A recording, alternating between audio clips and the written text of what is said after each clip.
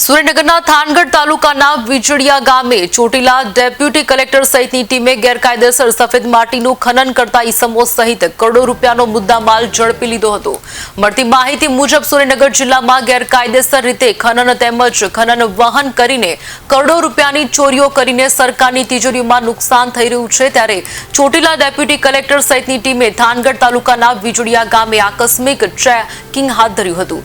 મહત્વનું છે કે ચેકિંગ દરમિયાન 2.5 કરોડના મુદ્દામાલ સાથે ઈસમોને રંગે હાથે ઝડપી લીધા હતા।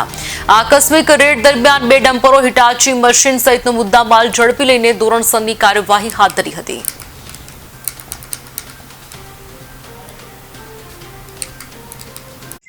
આજ રોજ અમારી નાયબ કલેક્ટર પ્રાંત ચોટીલાની ટીમ સાથે થાનગઢ તાલુકાના વીજળિયા ગામે એક ખાનગી સર્વે નંબરની અંદર અનધિકૃત ગેરકાયદેસર સફેદ માટીનું ખનન કરતા અમોએ રેડ પાડેલી હતી અને આ રેડ દરમિયાન 2 હિટાચી મશીન લઈ જવાના પાટલા, 2 ડમ્પર તેમજ એક સબમર્સિબલ પંપ, 20 મીટર જેવી પીવીસી પાઇપ છે તેમજ અન્ય સાધન સામગ્રી મળી અને કુલ 2.5 કરોડનો મુદ્દામાલ જપ્ત કરી અને આગળની જે કાયદેસરની કાર્યવાહી હાથ ધરેલ છે।